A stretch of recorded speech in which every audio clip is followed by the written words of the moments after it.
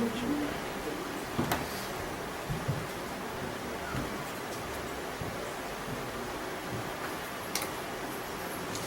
tarde a todos. Um monte de rostinhos conhecidos, vocês vão super abraçados e beijados. Ele só errou numa coisa ali, trabalhador de muitos anos da casa, não estamos assim. Mas vamos tentar. A gente vai tentar falar um pouquinho sobre a ciência das emoções. Com algumas definições de emoções.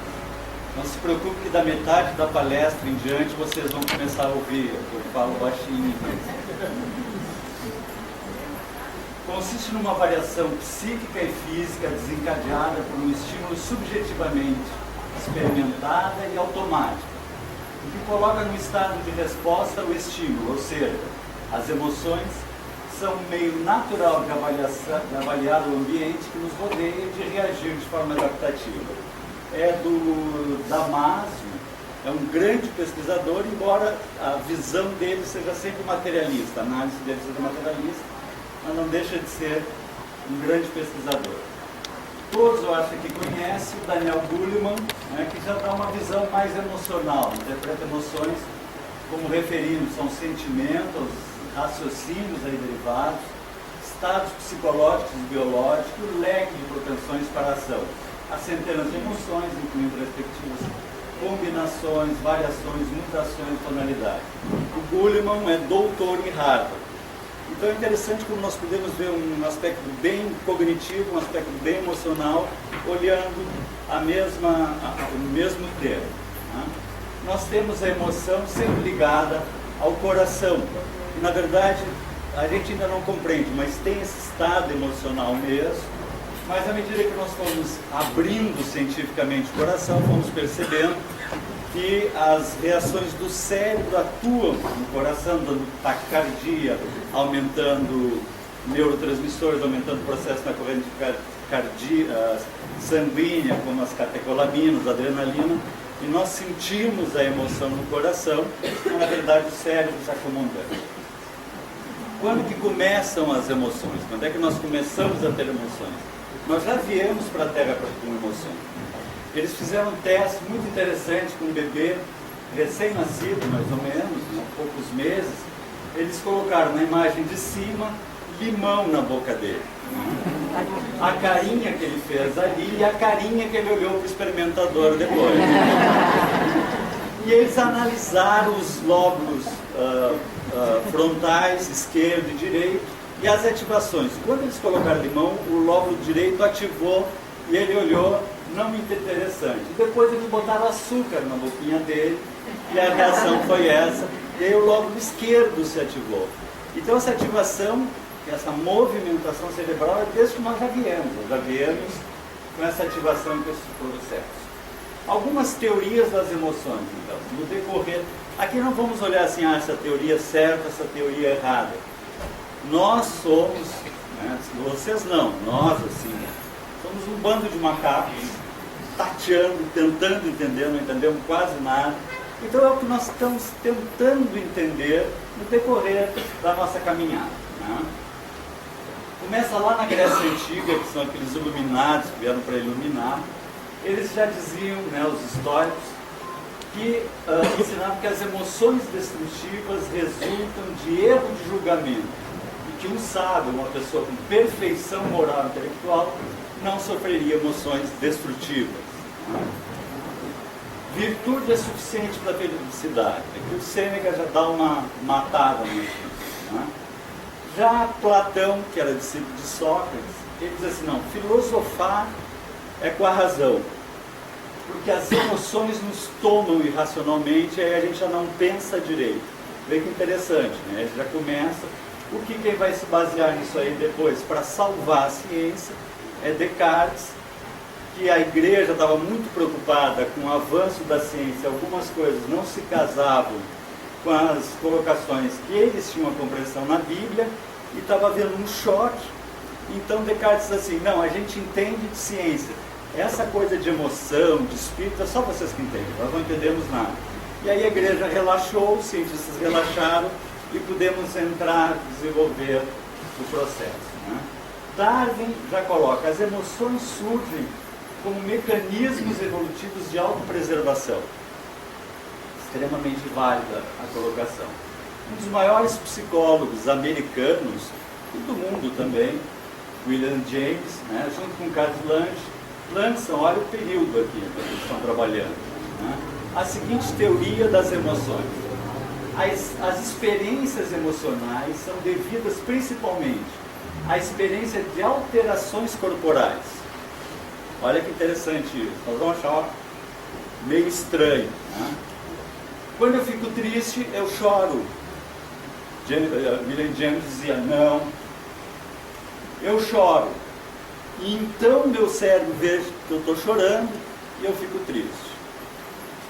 Irado, né? Mas enfim, né? Não vamos botar certo e errado. Nos sentimos mal porque choramos. Ficamos com raiva porque agredimos. Ficamos com medo porque trememos. Enfim. Mais adiante, Walter Cannon e Philip Barr vão lançar exatamente o contrário. Né? Na teoria de Cannon-Barr, o estímulo ameaçador conduz primeiro ao sentimento de medo, a qual então causa a reação física, que é a que nós mais entendemos, mas na verdade as duas funcionam juntas. Né? Mas então de James era que nós temos primeiro, né, a reação para depois sentir a emoção, e o outro primeiro o efeito emocional para surgir a reação. Freud e depois Jung amplifica imensamente também por outros caminhos os pensamentos de Freud, mas ambos trabalhavam já distinguindo. Existem afetos, existem emoções. Afetos são movimentos psíquicos, emocionais. Emoções são movimentos fisiológicos. Então eu tenho um afeto, eu posso ter um pensamento apenas, né? Eu penso na minha sogra e já dá aquela coisa assim de amor, né? Então vem aquele movimento fisiológico. Né? Quem conhece a minha sogra, que é o trabalhador da casa, é um amor mesmo. Né? Então vem uma emoção, um movimento fisiológico. Né? Aí só então, depois, na época de Freud, nem sabia o que era neurônio, né? Só depois se começa a conhecer o cérebro e começam as primeiras teorias baseadas na compreensão do cérebro. Né? Então as primeiras teorias vêm do circuito de Papez, dessa época que ele é. E ele diz assim, não, as emoções estão ligadas ao hipotálamo, ao seu corpo mamilares, o núcleo interior do tálamo, o cingulado e o hipocampo, né? Que é essa regiãozinha bem primária que é assim, o hipotálamo, cingulado, o hipocampo, né? Ele nem citou muito a amígdala aqui, mas que já entraram no circuito de Papez. E depois, em 1950, o MacLean vem depois ganhar o prêmio Nobel por descobrir o chamado cérebro trio. Né? Ou seja, entrou uma área maior no processo das emoções. Todo o giro cingulado e o septo fazem parte das emoções. Dentro do nosso processo evolutivo cerebral, nós vamos ter 3 cérebros. O cérebro, a gente abordou isso aqui bastante.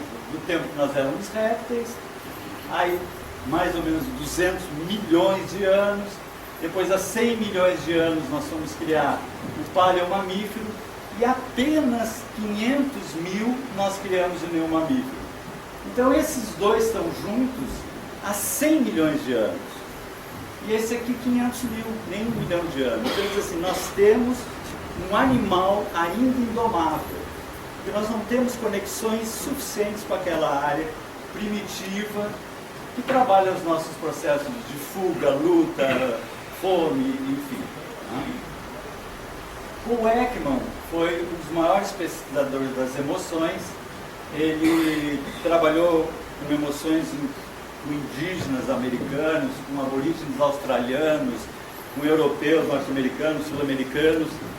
E ele, no livro dele, ele fotografava também alguns aborígenes, as emoções, e ele localiza 6 emoções, que hoje em dia alguns pesquisadores dizem 5 ou 6, a surpresa tirada, mas enfim, raiva, medo, nojo, surpresa, alegria ou tristeza. Em qualquer lugar do mundo que nós formos, né, e tiver alguém comendo um mondongo cru, a cara vai ser a mesma. Né? Nojo.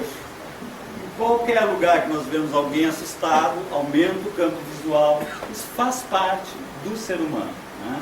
Ele depois passou a ser instrutor da CIA e ele trabalhava com 44 movimentos, descrevia uma pessoa, né? Então a pessoa que sorri, franze bastante os olhos, o canto dos olhos, ela está tendo um sorriso sincero. Quando ela dá aquele sorrisinho que não franze aqui, tu já nem abraça tão chegado, porque não é aquele sorriso assim, né? Se faz uma pergunta para ela e ela olha para a esquerda, ela está usando o lóbulo direito, ela vai te dar uma resposta emocional.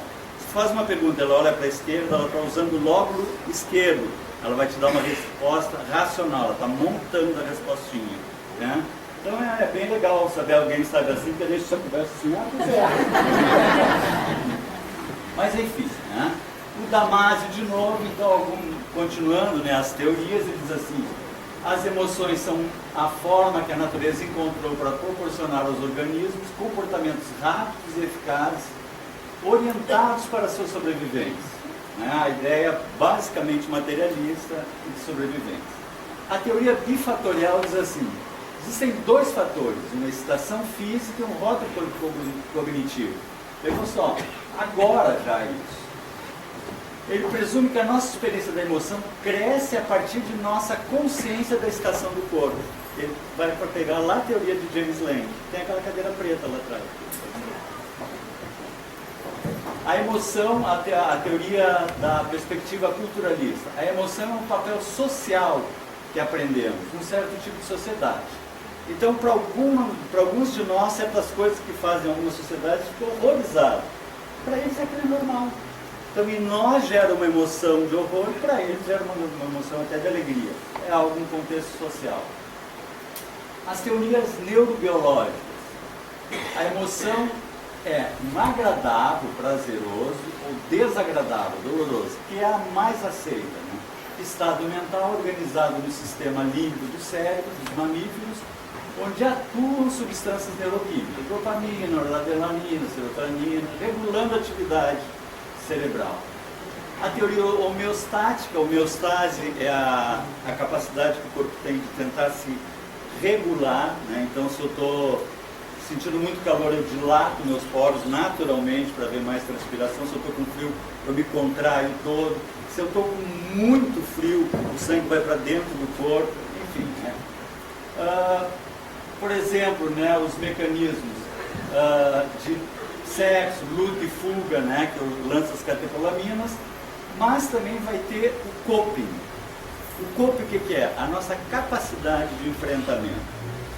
Isso é um mistério na neurociência. Por que, por exemplo, dois irmãos gêmeos, né, univitelinos, ou seja, iguaizinhos, têm enfrentamentos tão diferentes, né? Um quer matar, a mãe, eu não aguento, o outro não estressa, a mãe é assim mesmo, né? Tem copings diferentes, eles têm o mesmo gene, a mesma criação, enfim, né?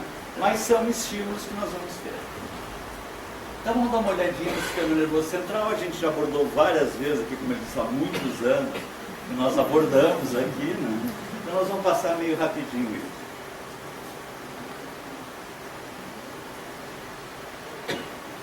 O nosso cérebro e o sistema nervoso todo é feito por neurônios, né? Eles correm pela coluna, enfim, né? E eles vão trabalhar basicamente por impulso nervoso, né? Então, alguma coisa chega a mim, vai lá para o neurônio, ele recebe esse impulso, ele tem uma ligação de sódio e potássio.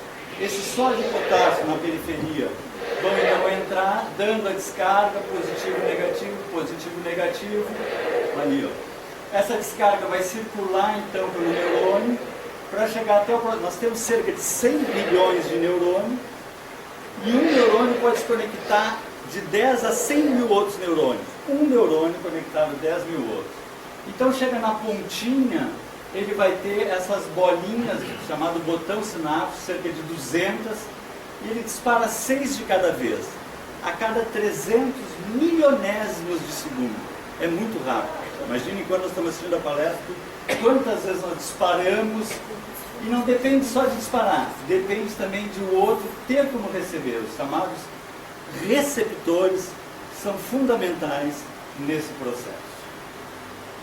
Então, se eu machuco meu dedo, automaticamente vai lá para a área chamada somatosensorial, ou tato, né?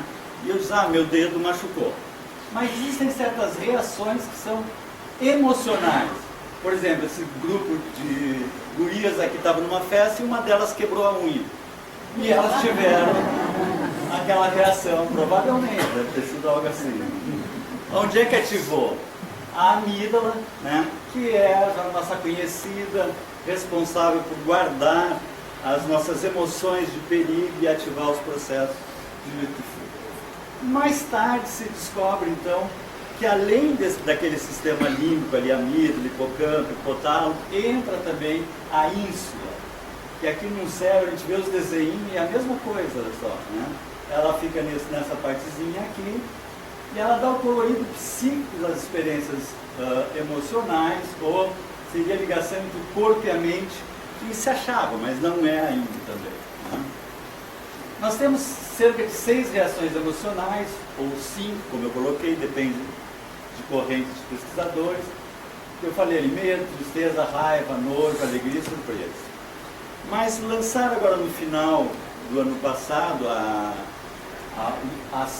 DSM-5, nós ainda estamos com a CID-10, vamos para a CID-11, que são sobre os transtornos mentais e emocionais.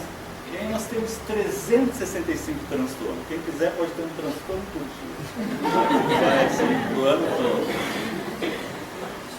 Então, os transtornos ainda baseados lá nas definições de Jasper, podem ser somáticos, conhecidos como trazer transtornos psíquicos, doenças cerebrais, doenças corporais, psicóticas, infecções, envenenamentos, intoxicações por álcool, morfina, cocaína, enfim, bem conhecidas. Essas nos interessam. Os 3 grandes tipos de doenças endógenas, cuja causa corporal ainda são desconhecidas, né? Epilepsia, esquizofrenia e os distúrbios maníacos depressivos. A depressão, a mania, ainda não se sabe a causa, né? E depois as psicopatias mais graves, né? Enfim. Vamos falar um pouquinho nas mais comuns, que são os transtornos da ansiedade, os distúrbios maníacos depressivos, depressão e bipolaridade.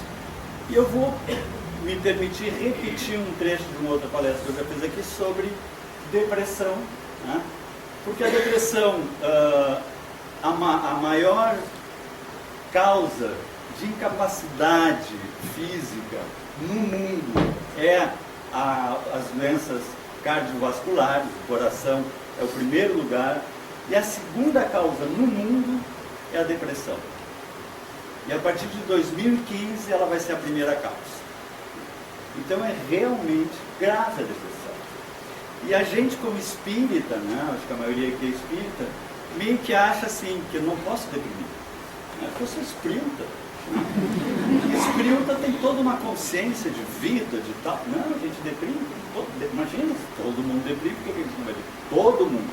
Não tem nível social, econômico, de compreensão. É natural essa mecânica dentro de nós.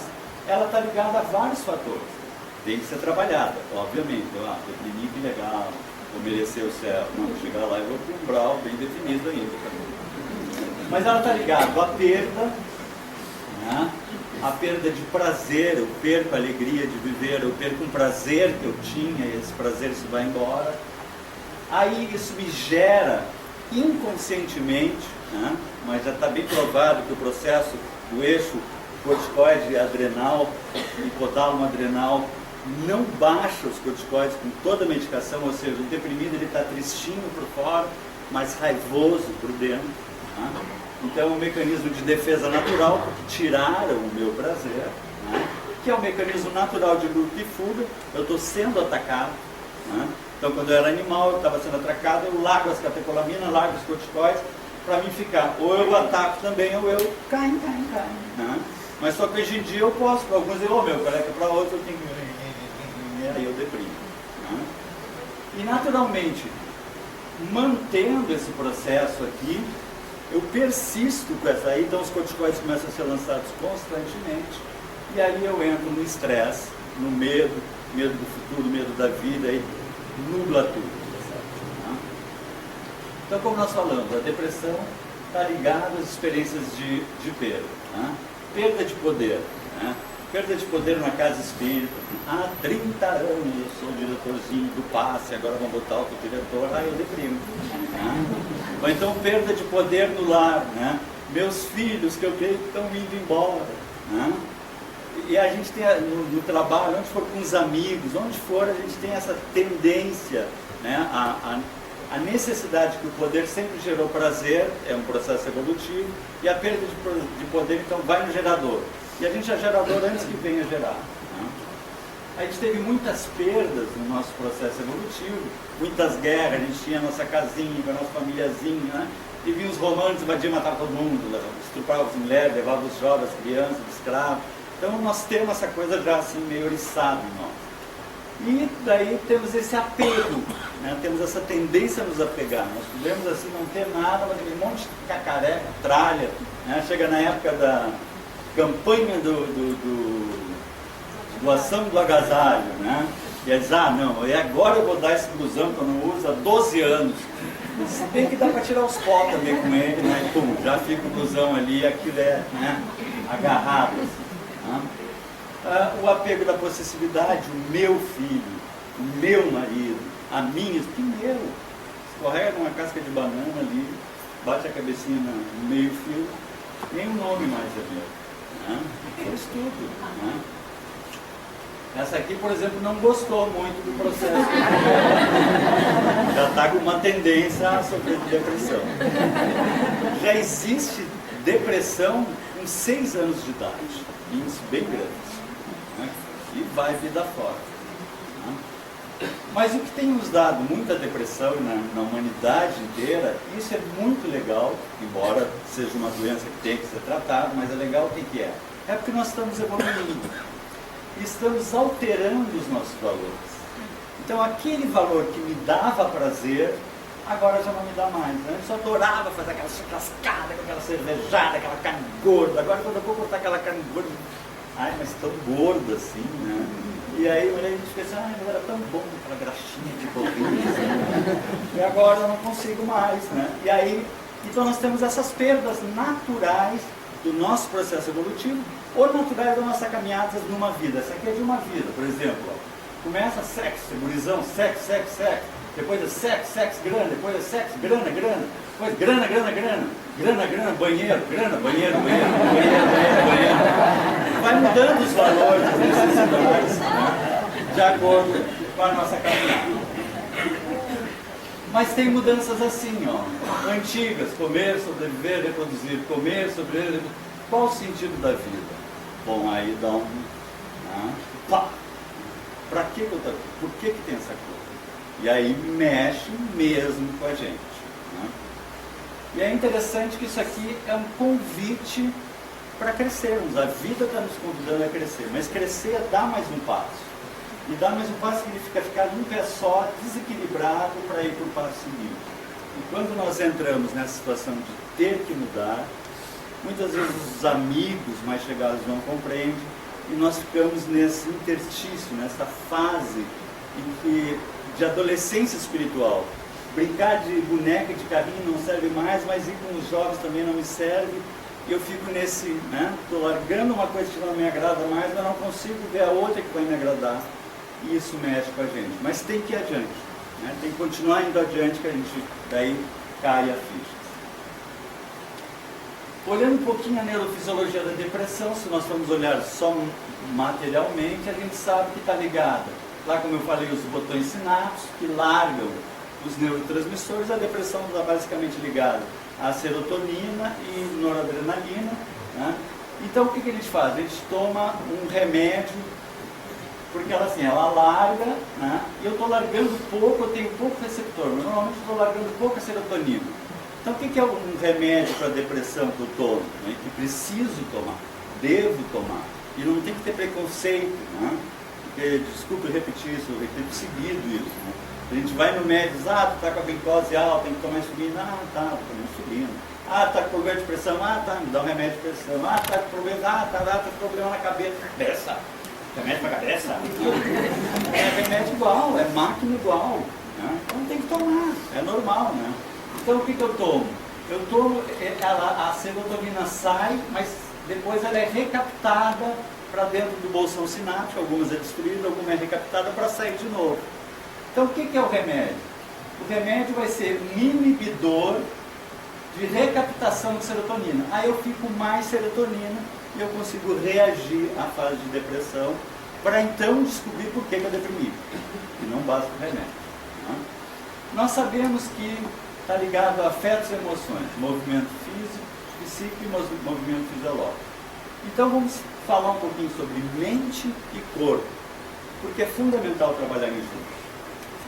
Não adianta trabalhar só um ou só outro, porque nós somos ambos. E, inclusive, em termos de desencarnar, o nosso perispírito vai ser o quê? O reflexo do nosso corpo. Né? Quantas vezes aqui tem alguns que já assistiram algumas 100 palestras minhas, né? E a minha filha que está aí, ela diz assim, pai, em todas as palestras tu fala da tua careca. Então eu vou ter que falar. Né? Se eu morresse agora, eu não ia morrer e dizer assim, morri. Né? Não, como é que eu vou morrer? Careca. Eu vou chegar do lado de lá careca. Mas por que eu faço essa brincadeira? Porque como é que vão estar os meus neurotransmissores, serotoninas, dopamina? A mesma coisa. Então se eu morrer deprimido, eu vai chegar o doutor Bezerra, olha, vem fazer o trabalho, tá bom, tá. Eu vou estar deprimido. Porque a construção é mútua. Eu estou me construindo na eternidade. Né? Então cuidar da mente e do corpo. Vamos olhar um pouquinho então o corpo, atuando nas respostas biológicas. Né? Atuações bioquímicas. Eu preciso, então, se eu tiver uma depressão grave, não adianta ficar esperando que eu vou para o céu. Né? Porque, eu estou sofrendo, vou para o céu. Não. Quem tem depressão tem uma diminuição até no hipocampo, uma área do cérebro. Então eu vou chegar no lado lá, como é teu nome? Nem sei. Mas vem? Então eu tenho que tratar. Então eu vou tomar lá uma sertralina, uma fluoxetil, né? Enfim, mas tenho que descobrir por quê. Só o medicamento não é o suficiente. Eu tenho que descobrir, trabalhar isso em mim e seguir, porque são fases e tudo passa. Até a uva passa. Então, depois eu tenho os reforços, eu botei em preto aqui fazer um check-up. Sempre é bom perguntar para o seu médico, né? O que acha. Né? Se for um médico jovem, ele vai até dar mais incentivo. Se for um médico mais velho, ele vai dizer, não sei, tomar ômega 3, o que é isso? Né? Ele não for muito atualizado. Mas é legal, pessoal. Tomar ômega 3, alimentos com ômega 3, peixe, né? Eles são fundamentais para o nosso cérebro. Complexos, se eu estou precisando, à medida... Eu sou jovem, mas tem alguns aqui que já não são tão. Então é bom tomar alguns complexos vitamínicos. Né? E vitamina C é mágico. Vitamina C qualquer um pode tomar, não dá efeito colateral. Trabalhos radicais livres, 2 gramas é o ideal. Então compra um potinho de 2 gramas, quebra na metade, metade da manhã, metade da tarde. É outra pessoa, né? Para o cérebro, para o corpo. Né? Ou uma 100 laranjas, que é mais ou menos o que vale, vai dar mais trabalho. Nutrição adequada, né? Então a dieta do Mediterrâneo é a mais indicada dentro da neurologia, dentro dos estudos científicos de neurociência, né? Que é menos açúcares, menos carne vermelha e nada de álcool. Né? Talvez uma homeopatia. Mas enfim, né? Seria o ideal. Né? Suco de uva é outro mágico, vocês já devem ter ouvido falar com Nuno, né? Vai lá aos 90, 100 anos, porque ele toma um copinho de vinho. Não, esse é o Nuno Chuco. Né? Porque o copinho de uva é o suficiente. Né? Porque a uva é extremamente rica em flavonoides. E para quem gosta, uma notícia maravilhosa, descobriram que outro processo tão rico em flavonoides é o chocolate amargo. Quem adora o chocolate, um pedacinho de chocolate também por dia faz super bem. Né? Sol, pessoal. Né?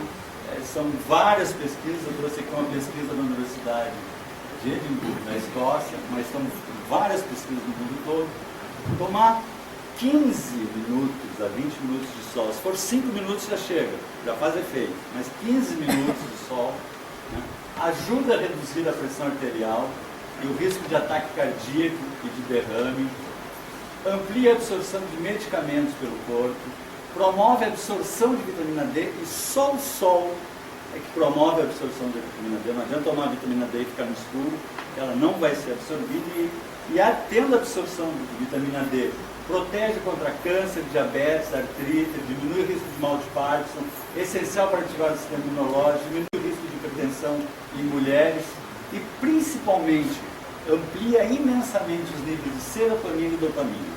Então o sol dá barato. E eles fizeram um estudo imenso na Inglaterra, fazendo uma relação entre câncer e sol. E eles fazem assim com milhares de pacientes e descobriram que vale mais a pena tu tomar sol e ter todos os recursos do que ter um risco de câncer, que diminui o risco de câncer. Olha que interessante. É claro, não vou sair ao meio-dia, né, com essa careca de branco aqui, tomar sol, né, aí eu vou ter câncer de pele. Né. Mas o ideal é aquele sol até às 10 depois das 5 da tarde. Né. Promove todas essas reações. Desculpa a gente ser um pouco rápido, porque eu preparei a palestra até às 10 da noite. Exercício, atividades físicas. Né? Aquele criatura ali, eu disse que os gregos, a gente já falou várias vezes, veio uma pleiade de espíritos iluminadíssimos, né? Que encarnaram na Terra no século IV a.C. e impulsionaram, e até hoje nós estamos tentando entender Aristóteles, Platão, Sócrates. Jung diz que certas passagens de Sócrates se assemelham muito às passagens de Jesus. Vai ver a grandeza de um Sócrates, não tem essa ideia. E esse cara aqui é um desses, né? O nome dele era Aristóteles, né? Muito conhecido de vocês, e todos eles praticavam exercício físico. Esse aqui, o Sócrates era porradão, a gente imagina Sócrates, aqueles filósofos assim, não, ele sabia do exercício físico, eles sabiam disso. Esse aqui tinha uma omoplata tão grande que chamavam ele pelo apelido, Platão. Agora ficou conhecido. Né? Vai ver como é importante a gente se mexer. Né? Existe o triângulo, né? Menos TV. Aqui vocês nem têm TV, mas tem pessoas que assistem TV. Né? Enfim, mexer o corpo. Né? 30 minutos por dia, ou 3 sessões de 10 minutos ao longo do dia, já é o suficiente para dar um outro pique, sair para uma caminhada, fazer alguma coisa. Temos que nos mexer. Olha esse estudo da mente cérebro dos pesquisadores de Harvard, de 2012. Exercícios físicos aumentam o volume do cérebro, estimulam a sensação de bem-estar e alteram para melhor o modo como pensamos e sentimos. Olha o impacto. Diminui o risco de acidentes vasculares, AVC, aumenta o gás do óxido nítrico que dilata os vasos. Não vou ler tudo que nós vamos matar. Pesquisa do Instituto de Karolinska, na Suécia, acompanharam 1.173 pessoas com mais de 75 anos por quase uma década. Os sedentários apresentaram probabilidade 77% maior de desenvolvimento da Alzheimer. Não sei se a Vilma está aí. Mas a Vilma é uma colega nossa aqui, uma guria, que a gente se encontra com ela, está saindo para natação, 87 anos. Há 1000. Né? Sempre exercitando e fazendo e acontecendo. Né? Ela estaria fazendo isso aí brincando, deixa eu fazer. Né? Eu fui num congresso de biologia molecular e neurociência em São Paulo, era imenso, eram 5.000 participantes, e tinham aquelas bancas que vendem livro, e eles vendiam as esteirinhas para ratinho. Eu achei um amor isso. Né? O que tinha do congresso era o quanto o exercício físico movimentava o nosso cérebro, modificava o nosso cérebro. Né? Melhora do humor, a maior produção de neurotransmissores como serotonina, aumento do número de sinapses. Vários estudos relacionam a prática da atividade física regular à melhora do humor. A atividade física aumenta a produção de neurotransmissores responsáveis pela sensação de prazer e motivação, dopamina. Um cérebro ativado pelos exercícios favorece a neuroplasticidade e a neurogênese, ou seja, nascem novos neurônios. Formação de novos neurônios. Né? E também contato com a natureza é fundamental, nós temos esse contato com a nossa realidade. Né? Irmos para um campo, para um parque, enfim. O Richard Davidson, a gente já comentou bastante dos estudos dele, que ele fez aquelas pesquisas junto ao Dalai, trabalhando o cérebro de meditadores, principalmente monges budistas. Ele agora, no final do ano passado, lançou esse livro, está fresquinho, pessoal. estilo emocional do cérebro. Tá? Cada pessoa tem uma impressão digital de um semblante único, da mesma forma que cada um de nós tem um perfil emocional único. Né? Então, cada um de nós molda o seu cérebro, a sua estrutura emocional. Nós mudamos, a vida nos muda. E aí, olha só, o nível de atividade do córtex pré-frontal, que é essa área, de diferentes pessoas, varia numa escala de até 30 vezes. Isso é impressionante. Né? Tem um que o cérebro faz assim, e o outro né? A 1000. Né? Enquanto aquele que é azul e aí vai, né? Como é que tá? Né? E o outro não, tem que sair dessa, não vou ficar nesse lugar, tem que reagir. Né? E ele descobre, então, que o córtex pré-frontal participa diretamente do processo emocional. Né? Ele tem grandes feixes de neurônios ligados diretamente com a amígdala, lá do medo, da ansiedade. E hoje se sabe, uma região 25, para não falar agora, que também está ligada ao córtex e vão ser os processos. Então o córtex começa a dar aquela emoção e o córtex pode dizer assim, não, pode parar. Isso aí é emoção, te acalma. Né? E aí controla o processo. Né? A gente conhece bastante essa imagem daquele neurocientista, Robert Perry, ele ganhou o prêmio Nobel até pela compreensão desses dois lados dos hemisférios. E nós sempre trabalhamos a ideia de tentar desenvolver mais esse aqui, para dizer mais, porque eles são assim, ó. O lado esquerdo é lógico, quantitativo, baseado em fatos, planejador, organizado, detalhado. E o direito é holístico, intuitivo, sintetizador, emocional, baseado em sentimentos, sinestésico. Compreende o outro, saboreia a vida. Porém, veja que interessante. Deprimidos têm menor ativação no córtex frontal esquerdo. Ou seja, eles viajam, mas não conseguem entender a viagem deles. Porque nós temos que entender o que está acontecendo em nós. E eles não conseguem entender. Então vem um movimento de alegria, diz, o que é alegria? Alegria não é alegria. Ele não consegue, né? Ele tem baixa atividade ou menos conexão, então ele tem dificuldade de sustentar as emoções positivas. Né? Eles fizeram testes, passando filmes cômicos para deprimidos e grupo controle, que não sofrem de depressão. Nos momentos cômicos, ambos riam e o cérebro ativava igualmente. O lado frontal esquerdo entrava e gargalhado em ambos. Só que depois que passava alguns segundos ou alguns minutos, dependendo de pessoas, o pessoal do controle continuava meio que ainda com a cara meio alegre, meio rindo daquela última piada.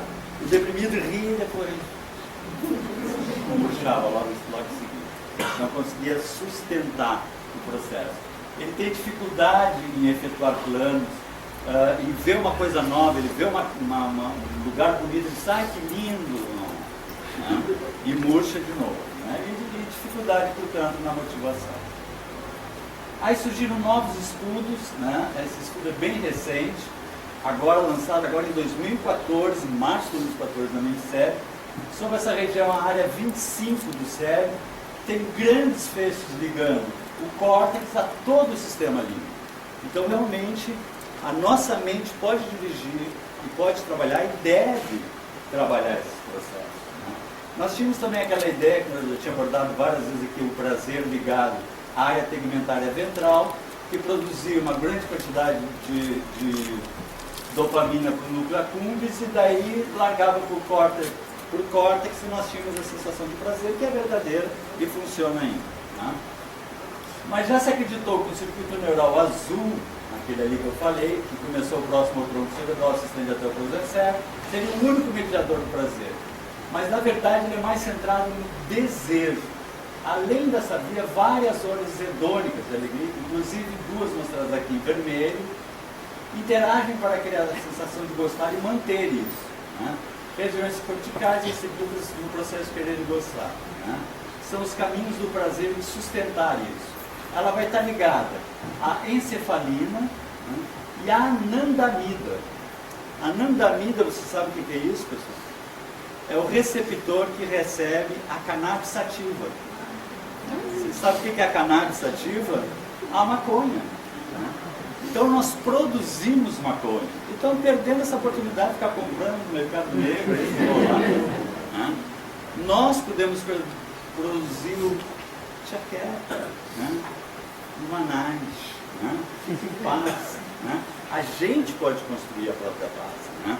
Através do processo de encefalina. Olha aqui, como a anandamida se difunde longe do seu lugar de síntese, pode interagir com o receptor do primeiro neurônio, intensificando a sensação de prazer, até estimulando a produção de mais encefalina. Junto a essa faz um circuito de satisfação. Né? Nós sabemos que todo o mecanismo está ligado à lei de ação e reação. Né? Isso aí não adianta, se eu largar isso aqui ele vai cair. Vai cair por quê? Porque existe a gravidade que está puxando. Não vai parar aqui. É ação e reação. Né? Se eu empurrar o vaso, ele vai cair para lá. Se eu desligar esse aparelho, alguém vai me olhar aqui com uma cara torta. Ação e reação. Porém, existe a ação que não é local. Ou seja, não tem uma razão, não tem a causa para aquele efeito. E como pode ter uma coisa que não tem uma causa? É porque essa causa não pertence ao mundo que nós conhecemos.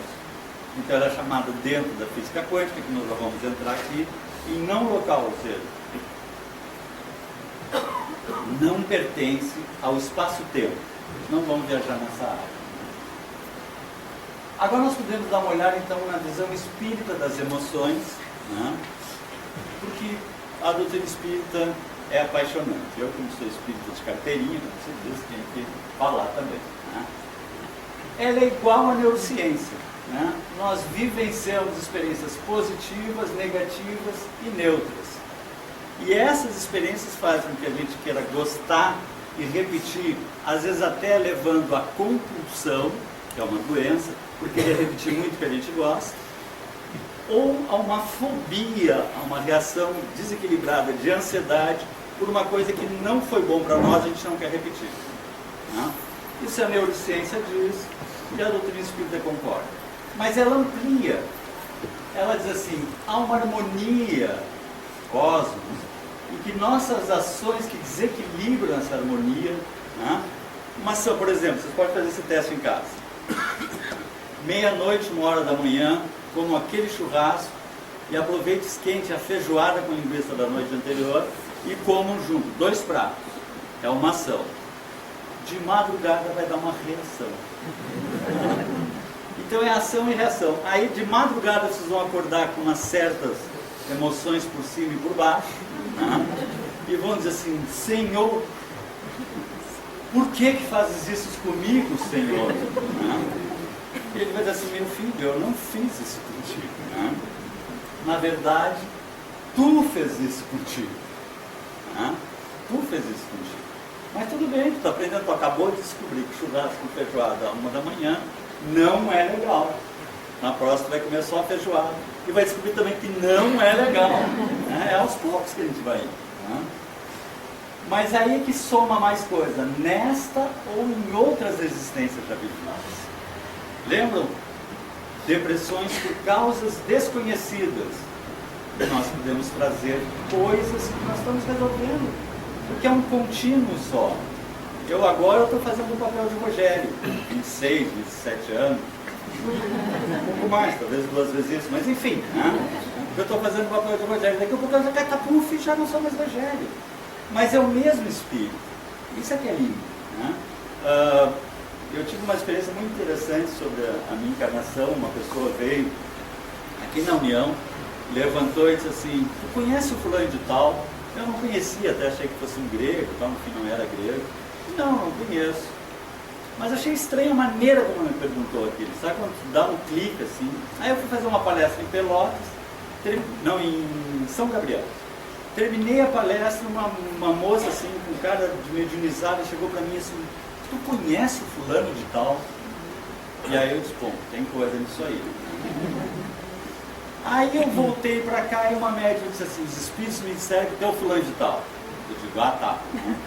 Aí me concentrei e perguntei para o meu amigo espiritual, disse, tu quer que a gente faça mais do que agora? Aí eu fui pesquisar, ver se achava alguma coisa sobre o fulano de tal. Quando eu comecei a ler, comecei a chorar. Porque era eu, sou eu. Eu só tinha cabelo na época.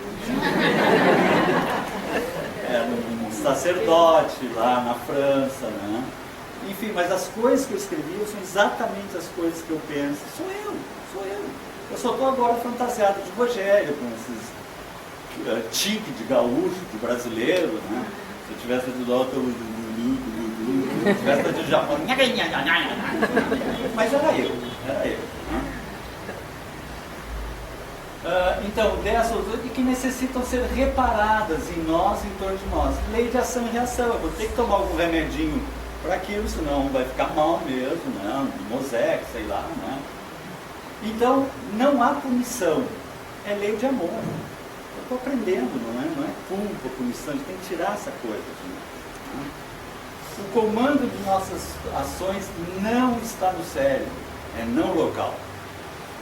Isso é fundamental. Isso, quem viu aquele filme Quem Somos Nós, né, fala bastante nisso. O comando é não local. A física está cada vez percebendo mais isso. Né? Somos um espírito que não está ligado ao tempo nem ao espaço. Tempo e espaço é agora.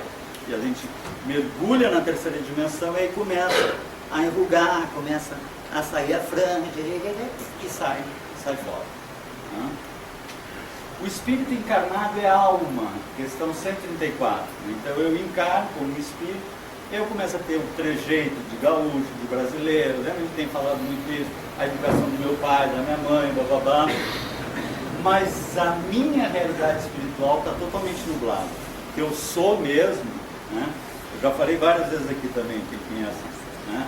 Eu, quando era jovem, eu queria tocar, adoro música, 24 horas por dia, ouvindo música. Eu queria tocar violão, né? Aí fui para Palestrina, comprei um belo som 36 de Jorge, né, com cordas francesas, né, quem conhece isso, né, com partiturazinha, aquela frescura, passava o dia assim. E aí quando eu comecei a fazer essa exposição, abriu o pulso. E aí eu ia fazer abrir o pulso, abrir o pulso. E aí a minha professora disse, não, isso é normal, essas posições são mais complexas, mas tanto abria que ela disse, não, vai no médico. Fui no médico. Eu nasci sem 2 ossinhos aqui, acabou minha carreira musical. Por quê? Porque eu não ia estar fazendo palestra com você, eu ia estar tocando violão. E nessa vida eu precisava estar falando. Né? Mas eu sei que eu tenho a música dentro de mim, eu percebo os acordes. Coral eu fico enlouquecido, porque eu vejo um coral e digo, por que não entrou com uma terceira voz aqui? Eu fico ouvindo aquilo assim.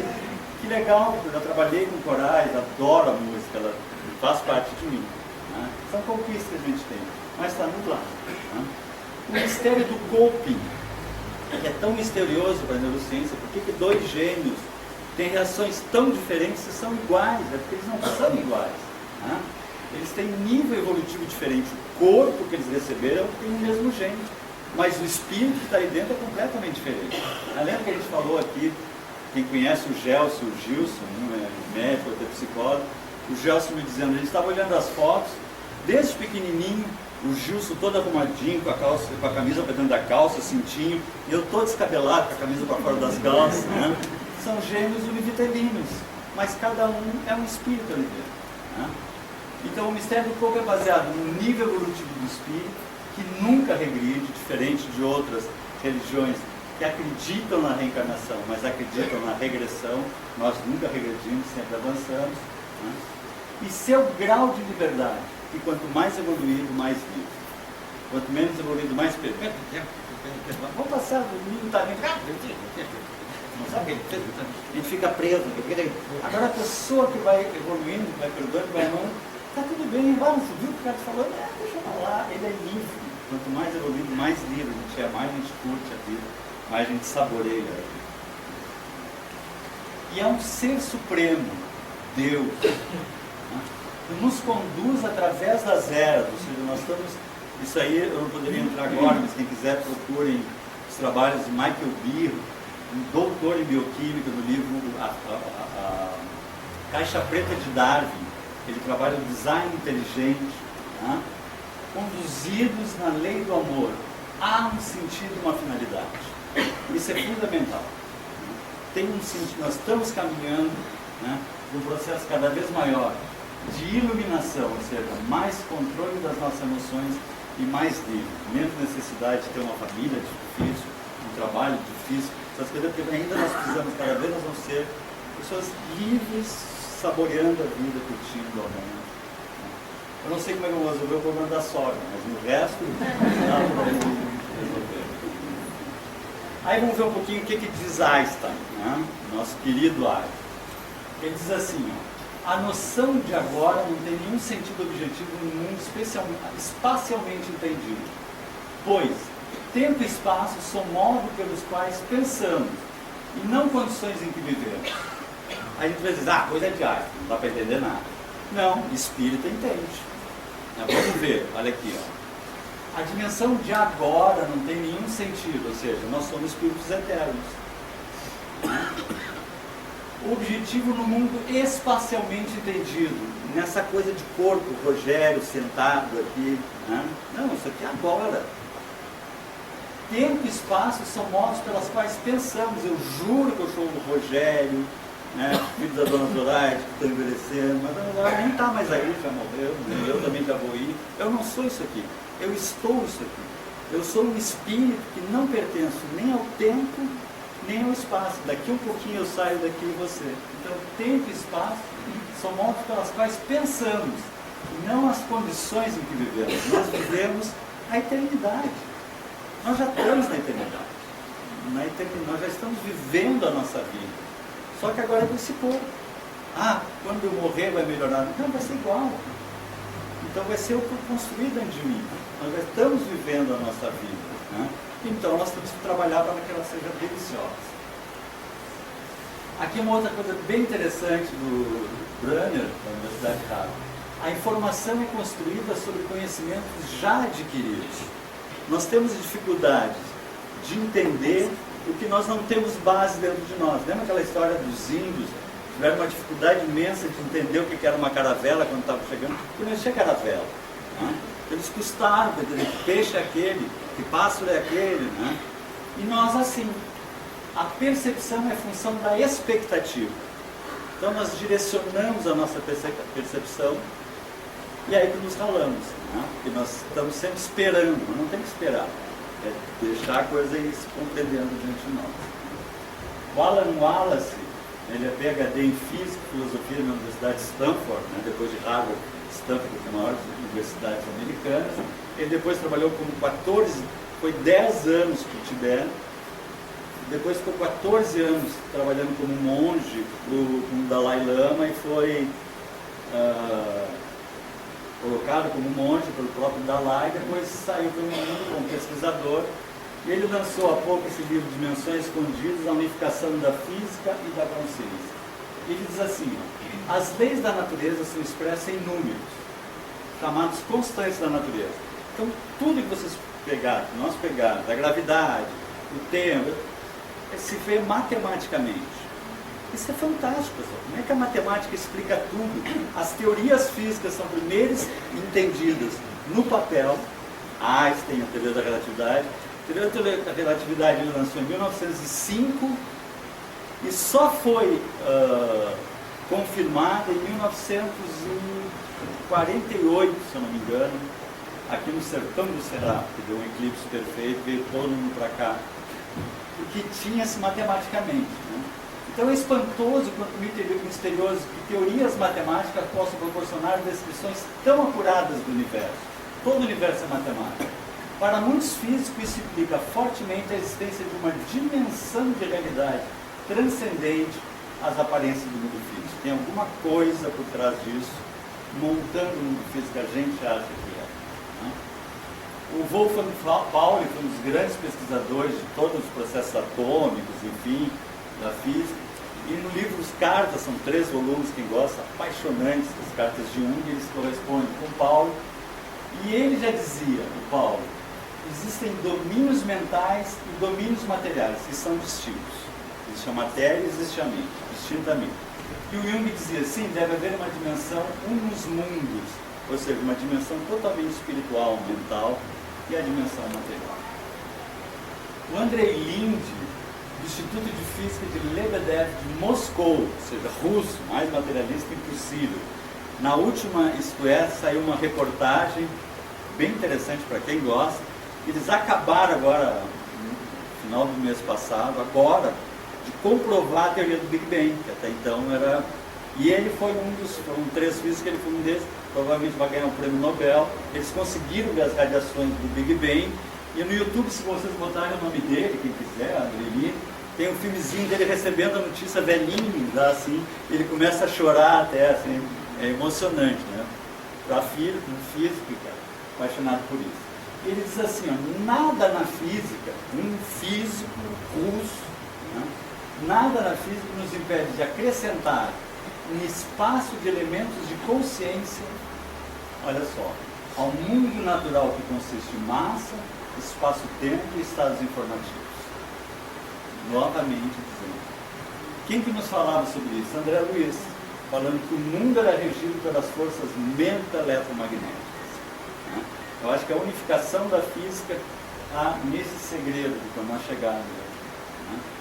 Então, ainda dentro da ação e reação, né?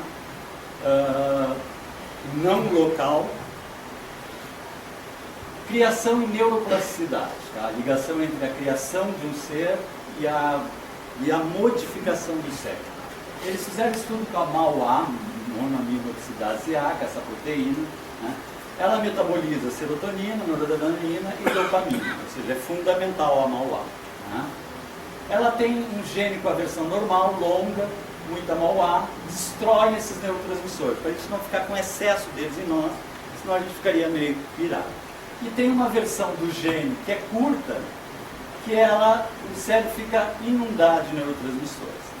E ocorreu na Holanda um caso de 14 homens da mesma família que tiveram casos de extrema violência, assassinato, estupro, incêndio. E eles foram pesquisar, já que era da mesma família, tinha alguma coisa no gene deles que estaria ligado a esse processo. E descobriram que eles tinham aversão curta, todos eles. Tendo aversão curta, o cérebro fica inundado de neurotransmissores. Mas outros pesquisadores resolveram então replicar é fazer de novo esses experimentos. E fizeram experimentos com 442 homens holandeses, e 63% de aversão longa, 37% de aversão curta. Na verdade, em toda a humanidade é mais ou menos 70% para 30%. E aí, nenhuma relação do gene com a violência. Não houve nenhuma relação. Porém, né, a grande revelação foi que 8% tinha aversão curta, mas tinha também maltratos na infância, desenvolveram características antissociais e violentas. E os outros que tinham a versão curta, mas receberam amor e carinho, possuíam as características da versão longa, ou seja, eram calmos, amáveis, tranquilos. Ou seja, a criação é que desenvolvia o disparo do gene, não é o gene que comanda. Os genes carregam a arma, mas só o ambiente pode puxar o gatilho. O ambiente externo e eu como espírito, o ambiente interno. O Menem, também um neurobiólogo, ele fez estudos muito interessantes com ratinhos. Ele colocou ratinhos em locais, se diz assim, inóspitos, não conhecidos dos ratinhos, né? Lá numa área assim, e ele percebeu que existiam duas reações bem diferentes em ratinhos. Uns ficavam apavorados, oriçados, tinham o chamado congelamento, que é muito natural no animal e até no homem. Congelava, ficava assim, né, aquela região inóspita. E outros saíam curtindo, num bom ambiente, pesquisando, analisando. Mas, pô, por que uns congelam e outros curtem? Não tem porquê do ambiente novo. E ele descobriu que estava ligado aos glicocorticoides, que é o hormônio do estresse, mais exatamente aos receptores. Não é só o fato de ter os glicocorticoides, mas ter receptores para ele. Ele descobriu que as ratas mães que cuidavam dos filhotes para mamarem corretamente, que lambiam eles constantemente, que o que equivale a nós?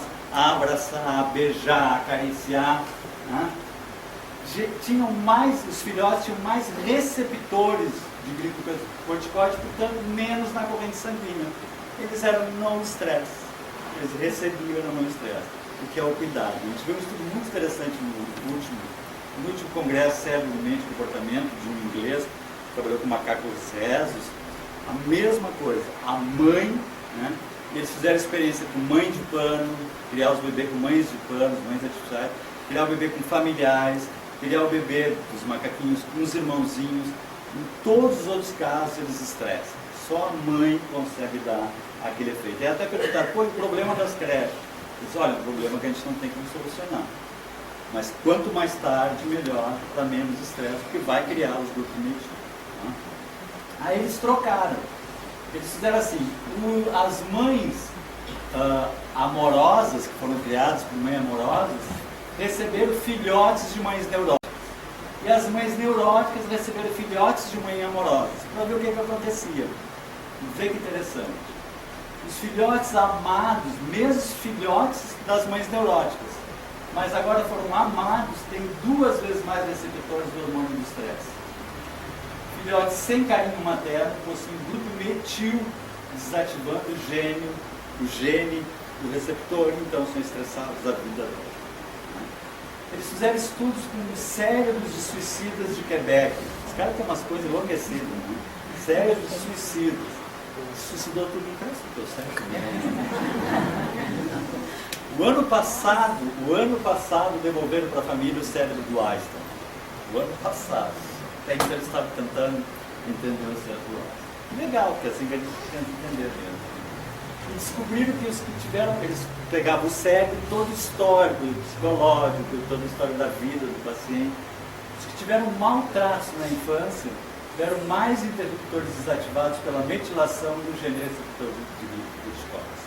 Então aí a criatura fica carente por esta vida, aquele que não me amar, tu não me compreende. Tu não ama como eu te amo. Né? É a mãe que não deu amor que tinha que dar. Não é o nosso caso aqui, graças a Deus. Né?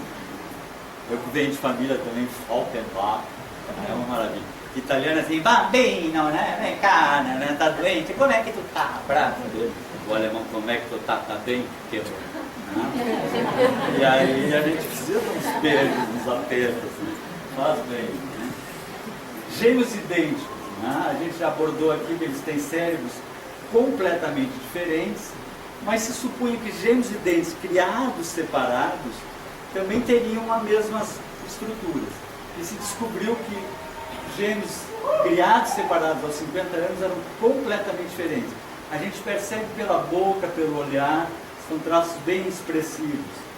Eles têm 4 vezes mais genes silenciados num e ativados no outro. São seres diferentes. Né? Aqui dá para ver vários. Olha a diferença da boca, do olhar. Né? Um parece mais neurótico, outro parece. Né? E são gêmeos com a mesma carga genética. A neuroplasticidade veio um pouquinho mais rápido, né? Eles fizeram experiência com ratinhos também, e aí modulou. Essa experiência foi muito interessante. Eles pegaram criancinhas de 3 anos de idade, botaram elas numa sala cheia de brinquedos e entraram com um robozinho. E por controle remoto, o robozinho caminhava e falava. E tinham criancinhas que quando viam o robozinho, corriam para o robozinho, abraçavam o robozinho, pegavam o robozinho na mão e já queriam sair passeando com o robozinho, queriam levar o robozinho para casa. E tinham outras que congelavam, ficavam duras. Né? E eles então fizeram todo o estudo de ressonância magnética, de eletroencefalograma, de níveis de corticóides, e descobriram que essas aqui eram crianças estressadas e essas aqui eram crianças light. 9 anos depois eles reavaliaram aquelas mesmas crianças com outros testes, não com robozinho, com outros testes. E olha que impressionante, em 2/3 das crianças, todo o sistema cérebro, fisiologia, temperamento e comportamento mudou. Mudou. Teve uma criança que era mais extrovertida, que mais brincou com o robozinho e que falava com todo mundo, porque aos 6 anos o pai morreu. E ela travou com aquele ato emocional e modificou completamente o cérebro. Como o nosso cérebro é moldável. Isso é que a gente está tentando perceber. Né? Por exemplo, em cegos, há naturalmente um aumento do córtex motor e somado sensorial. Mas veja que interessante, ativa intensamente o córtex visual. O cego que lê em braille, ele lê com o córtex visual. Olha que pirado isso, que maravilha isso. Né? Para quem gosta, vou te dizer, mas é louco esse cara. Em surdos, a visão periférica, que os surdos, não sei se já viram os surdos caminhando pela rua, eles ficam aqui, né? Como é que eles estão se vendo e falando, né? Porque eles têm uma visão periférica muito maior que nós, porque eles utilizam o córtex auditivo. Já que o córtex não ouve, é usado para a visão, né? Eles fizeram um teste também com o macaco rhesus, que se eles tinham um disco com uma frestinha que girava, se eles conseguissem botar o disco e manter naquela frestinha até o final da espiral, caía comida para eles, banana, né? E eles tinham que ficar treinando aqui, porque eles sabiam que só se o dedinho ficasse ali, eles iam receber. Depois do treino, aumentou 4 vezes a área somatosensorial. Olha como o nosso cérebro é plástico, impressionantemente plástico. Esse pesquisador em Harvard fez assim, botou um grupo aprendendo noções básicas de piano e o outro grupo com os olhos fechados treinando os mesmos processos da técnica. Depois eles foram analisar o cérebro, os 2 grupos tiveram a mesma ativação cerebral, tanto que tocava o piano como que imaginava, só imaginava que estava tocando. A gente já tinha falado sobre esse estudo também, sobre exercícios físicos, né? Aí eles fizeram um teste com olhos vendados, eles pegaram vários voluntários, vendaram os olhos por 5 dias num ambiente seguro. Então eles botaram filme fotográfico, que se a pessoa fosse espiar, queimava o filme e era desclassificado do teste. E ali eles ficaram treinando ouvir sons graves e agudos e tentar estudar braille, né? Para se distrair durante 5 dias de olhos vendados, e eram alimentados, cuidados e tudo. Depois de 5 dias eles tiraram as vendas, cada vez que davam um objeto para eles tocarem na mão, ativava o córtex visual. Vejam só, para tocar, ativava o córtex visual. Em apenas 5 dias o cérebro já começou a usar o córtex visual, já modificou as suas funções para trabalhar com outra área. Quanto é plástico o nosso cérebro, quanto nós podemos mexer com ele. Ele diz assim, eu sou assim, eu sou ariano. Eu sou ariano. Aí vai continuar ariano por 54 vidas. Né? Até que tu descobrir que ariano pode ser impulsivo ou pode tomar iniciativa. Vai tomar iniciativa de ser impulsivo.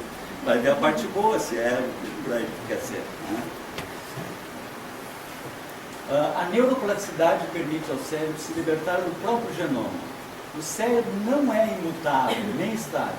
Na verdade, ele é remodelado continuamente pela vida que levamos. Então, modificando a mente. Né? Se sabe que a teoria cognitivo-comportamental é uma das melhores, ela é melhor que o remédio, né? Mas tiveram uns estudos, por exemplo, o toque é um excesso no circuito de preocupação, e esse doutor da Universidade de Califórnia resolveu fazer com os pacientes meditação plena. Prestar atenção apenas nos fatos da percepção apresentadas pelos 5 sentidos físicos ou pela mente. Só te atenta o que está acontecendo com o teu coração, só observa, sem reagir a eles por atos, palavras ou comentários mentais. Só ver, tá? Começa a dar um ataque cardíaco, não, meu coração está acelerando. Não é assim, estou entrando em pânico. Não, meu coração está acelerando. Né? Analisa sem julgamento nem nada. Né? E aí tu vai começar a perceber que sempre ele não é real, mas apenas interferência de um circuito defeituoso. É bioquímica. Então quando dá aquela coisa assim, então nós espíritos, dá aquela coisa, tem um obsessor. Aí claro, então quando der aquela coisa, você opa, tem algum sinal bioquímico aqui, pode te acalmar. Respirar fundo, o que foi que aconteceu? Eu pensei naquela coisa, puxa, aquela coisa não deu problema para mim, eu vou trabalhar. Mas é sinal bioquímico. Cada estado afetivo é experimentado como novo hábito, né? Como agradável, desagradável ou neutro, apenas em relação a um complexo de atitudes e desejos. Quando esses estados afetivos da mente são observados passivamente pela perspectiva mais ampla de espaço de percepção, eu me coloco de fora, sem identificar eles, não possuem os atributos absolutos independentes, nem de prazer, nem de dor. Eu fico de fora e percebo que é outra história. Causas e condições psicofisiológicas reúnem-se para gerar esses eventos mentais. O Steve Jobs, que era maravilhoso, quem não leu a biografia dele, quem gosta de ler, leio, muito legal, a branca, claro. Ele diz assim, os pensamentos constroem padrões como andaimes na cabeça da gente. São realmente padrões químicos gravados. Na maioria dos casos, as pessoas ficam presas nesses padrões. Lembra que me contaram que existia um disco de vinil antigamente?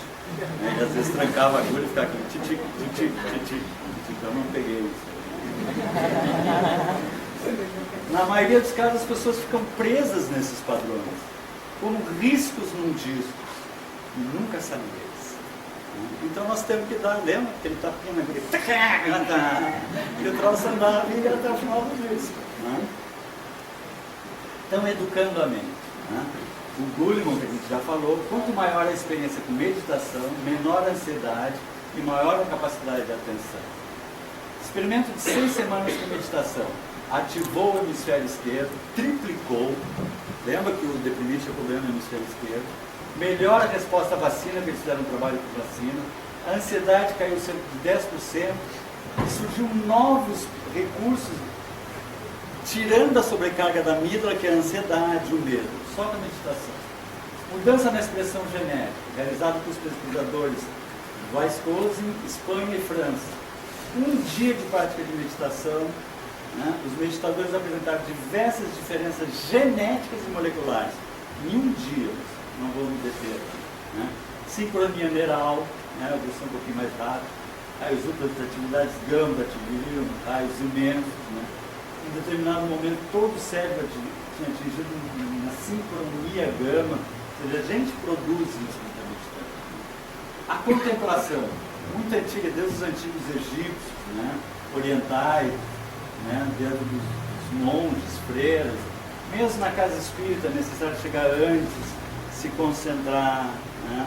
Meditar, antes de começar um trabalho mediúnico, é contemplar. Por exemplo, eles fizeram um estudo na USP, que quando a pessoa sereniza para receber o passo, o processo dá fantasma. Na Universidade de São Paulo e na Federal. Né? Água fluida, a gente conhece. Esse é meu filho amado, escutar o que ele diz, foi o João Batista na hora do batismo de Jesus, ou seja, evangelho vai ser fundamental para nós, eu estou tendo que correr para não se tempo. Né? Mas a meditação da atenção, uma mudança na qualidade de percepção, momento a momento, que traz um amplo panorama de clareza perceptual. É como se uma neblina mental desaparecesse. Aí quando pesquisadores fizeram com monges franciscanos, com freiras beneditinas, né, o Beauregard do Canadá, vários, algo cuja existência nem mesmo notável. A gente parece que está nublado e não sabe que está nublado, mas prejudicava a nossa percepção. Isso me lembrou aquela fase, aquele momento que Paulo vê Jesus, né, e cai do cavalo e fica cego, e depois o Ananias cura ele, e o Emmanuel diz assim, é como que caíram-lhe dos olhos pesadas escamas. Ele passa a ver diferente, mas ver diferente não no sentido de ver, ver. Né? E é interessante que quando ele vê Jesus, cai para trás, ele faz o que nós faríamos. Né? Ai, Senhor, que maravilha de ver, como eu gostaria de estar com a Abigail aqui, que era a noiva dele que morreu, a gente trabalhar pelo teu evangelho, como eu gostaria de trabalhar pelo teu evangelho, né? Alguma coisa que a gente diria. O que ele fez? Não disse nada disso, assim, nenhum desejo dele. Ele disse assim, Senhor, o que queres que eu faça? E esse é o segredo da nossa palestra, do nosso grupo. Essa entrega a Deus. O Buda dizia, o sábio que está completamente satisfeito, repousa em paz em todos os sentidos. Nenhum desejo se prende a ele. Ele está em paz. Pode a vida estar agitada, mas ele está em paz. Cujo ardor foi resfriado e desprovido de combustível, desejo. Todos os vínculos foram rompidos. Ele tem esposa, filhos, ama a todos, mas não é meu. Cada um tem a sua liberdade, não está apegado a Deus. O coração foi conduzido para longe da dor. Tranquilo ele repousa, com calma absoluta. A mente encontra o caminho da paz. Mas nos chama isso, não desejo. Né? Isso para nós ocidental é complicado. Então vamos ver um ocidental falando sobre isso. Os nossos queridos iluminados tinham que ser gregos, para encerrar, falando então dos desejos epicúreos. Nós vamos ter desejos frívolos, né? Por exemplo, Exemplo, voar, né, como pássaro. Eu perdi minha perna, tomara que a minha perna nasça de novo. Não vai ter isso. Né? A esposa me abandonou, tomara que volte. Não adianta eu ficar nessas viagens. Né? Depois artificiais, riqueza, glória, tomara que me aplaude, tomara que não sei o quê, tomara que não sei o quê. Trouxa. Né? Quanto mais quietinho no teu cantinho, melhor. Né? Depois os naturais, a busca do agradável. Eu preciso disso. Eu preciso sair num parque, eu preciso fazer uma coisinha que eu gosto. Eu preciso disso. E os necessários para a vida, nutrição, sono, para a tranquilidade, saúde, proteção e para a felicidade. E aí também de novo você vê a ataraxia. Como todos sabem o que é a ataraxia, para quem não se lembra, a ataraxia é a ausência de inquietude. Olha que lindo isso. Ausência de inquietude. Então, se nós sabemos que é afeto e emoção, a gente quando percebe aquilo, é como a gente diz, não, é sinal bioquímico. Calma, calma.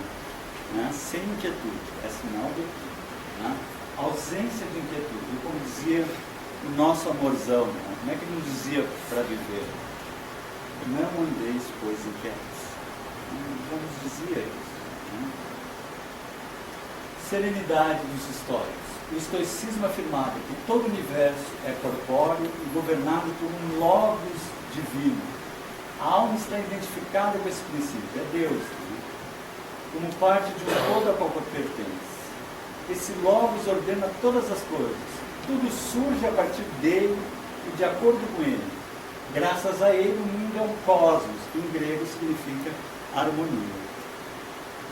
O homem sábio obedece à lei natural, reconhecendo-se como uma peça na grande ordem e propósito do universo. Nós estamos ajudando, questão 540, qual é o objetivo de encarnar? Crescer e fazer crescer. Olha que legal isso. Né? Nós estamos crescendo, somos exemplos para as pessoas, estamos ajudando o universo a crescer. Devendo assim manter a serenidade perante tanto as tragédias como as coisas boas, que é coisa muito maior que isso. Nas palavras de Epiteto, doente e ainda feliz, em perigo e ainda feliz, a gente pode traduzir por não inquietude, morrendo e feliz, no exílio feliz, na desgraça feliz, assim afirmando um caminho individual completamente autônomo, livre, e ao mesmo tempo num universo que é um todo rigidamente determinista. Não posso mudar o universo, mas posso mudar a vida, ser livre. Uma vida em harmonia com o universo, sobre o qual não se tem controle direto. Disse depois Jesus, paz seja convosco. Então, qual é o processo? Para o momento. Mais uma vez por dia, se der, de manhã cedo, é o ideal. Para um pouquinho. Procura uma posição confortável, não precisa ser aquela de meditar com o pé no cruzado, a gente não sabe fazer aquilo. Senta numa cadeira, uma coluna ereta. Produz relaxamento do corpo. Não adianta a gente sentar e dizer, vou relaxar. Não. Começa a sentir que está relaxando, dá folga para os músculos, para a face. Relaxa. Relaxa mesmo. Sereniza o coração, deixa ele se abrir, se relaxar. Acalma a mente. Realmente acalma a mente. Depois que a gente consegue acalmar toda a mente, coração, corpo, aí a gente consegue perceber que a gente não é isso. Eu não sou esse nome, Rogério. Eu não sou esse corpo que eu vou deixar. Eu não sou essa personalidade que é desta vida. Eu sou algo maior. Mergulha na tua realidade espiritual. E aí, como espírito eterno, vivendo eterno e presente, mas só aí, Então a gente faz aquela prece agitada, Senhor, me abençoe que eu tenho dia que eu tenho que pagar aquelas coisas. Olha só. Primeiro te entrega, mergulho, e aí, eu vou terminar umas frases da nossa querida Maria Teresa de Calcutá. Ela diz assim: Deus fala no silêncio do coração, quando escutamos. Nós estamos fazendo barulho, coisa linda. E então falamos com Deus com todo o nosso coração. Primeiro escutamos, não é Senhor eu quero, não, o que queres?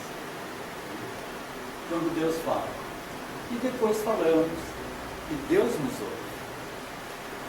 Essa conexão é, nessa oração, a unidade com Deus.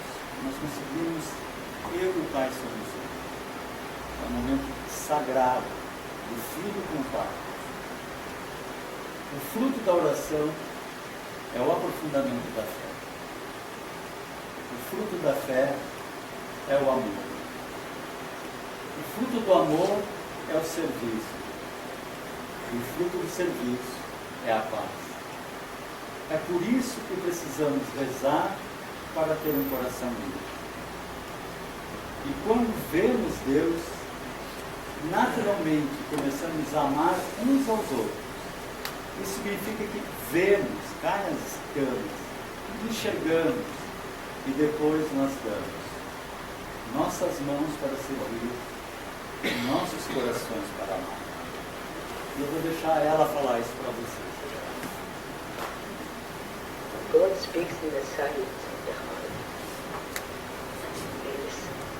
And then we speak to God from the fullness of our heart. First we listen, God speaks, and then we speak and God listens. And that connection is prayer, is oneness with God.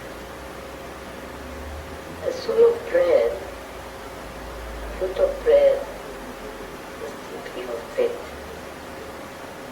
And the fruit of faith is love. And the fruit of love is service. And the fruit of service is peace. That's why we need to pray to have a clean heart. If we have a clean heart, we can see God. And when we see God, naturally we will need to love one another. That means we see, look, and then we give our hands to serve and our hearts to love. And that's the beginning of holiness. God's love is infinite, full of tenderness, full of mercy, full of forgiveness, full of kindness, full of thoughtfulness. Doesn't matter color, doesn't matter race, doesn't matter nationality, doesn't matter religion. Hindu, Muslim, Jews, Buddhist, Communist, Christian. Every single man, woman, child is a child of God, created in the image of God. And that is the most beautiful part, that once we realize that we are created by the same loving hand, that we are brothers and sisters. And that love in action is the living reality of the presence of Christ.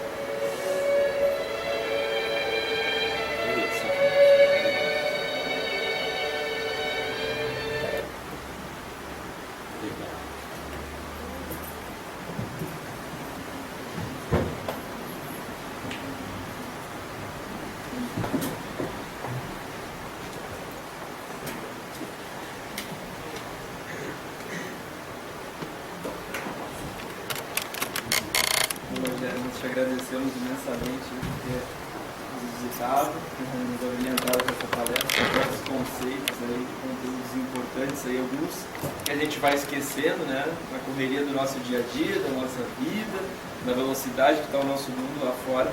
A gente vai esquecendo de ter esses momentos de reflexão e até esses momentos hoje que nós nos oportunizamos de estar aqui neste sábado, nesta 1h15, 1h30, ficamos aqui.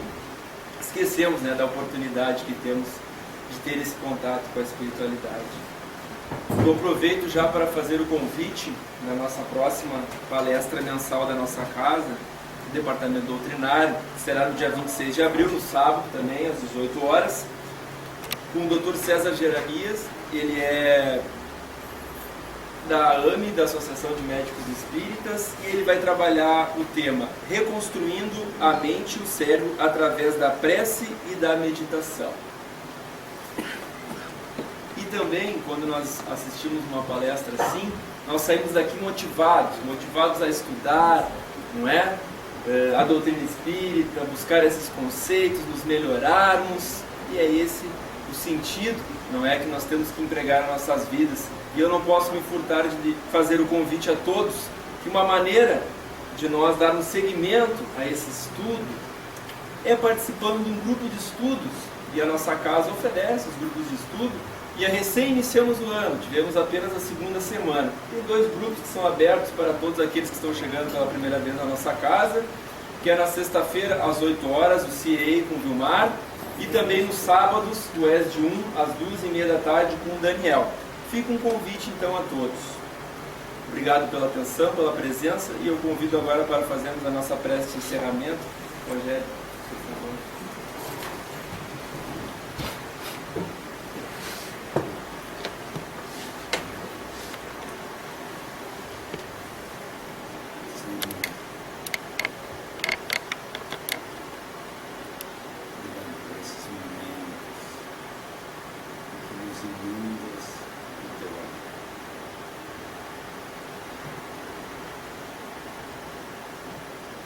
Que o teu carinho possa envolver a todos os nossos familiares, nossos lares, e a todos que necessitam de glórias. Que nós, Senhor, possamos sair daqui alegres e tranquilos, cheios do teu amor em todas as nossas decisões e ações. Que tua sublime paz em nossos corações. Obrigado a esses queridos amigos espirituais que não só nos assessoram aqui nesta casa, mas que nos acompanham com tanto carinho no nosso dia a dia, cada um de nós, buscando nos incluir, nos estimular, bastando apenas silenciarmos para ouvirmos. Nos façam capazes de viver momentos de ti. Muito obrigado.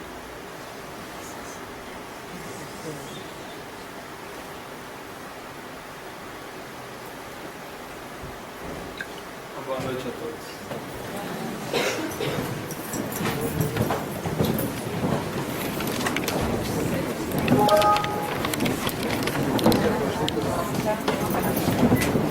Bom te ver.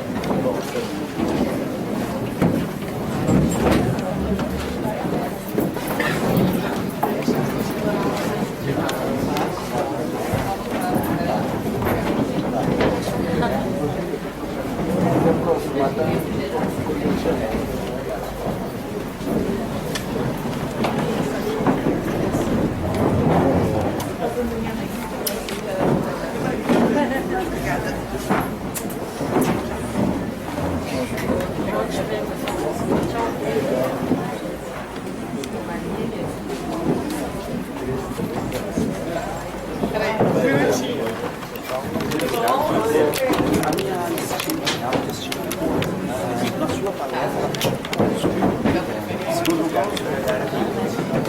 eu estudei engenharia, mas eu gosto bastante. Mas o senhor não é da ESD? Não, só pesquiso mesmo nessa área, bastante. Celulares e catalistas. Pesquiso E alcance bastante. meus celulares. Esse incorpóreo do senhor Onde é que está? Em cima da mesa. espírita, eu achei que o senhor era aqui também. Ah, também, obrigado. Muito obrigada, querido. Muito obrigada. Acabou de descobrir, então. Que legal, que legal.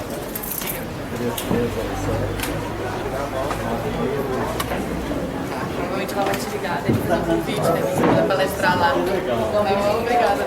Bom, Ela mostra no gelo lá também. tá bem. A outra Tá por aqui. Meu Deus, já. eu estou fazendo tudo que é Prazer, obrigada.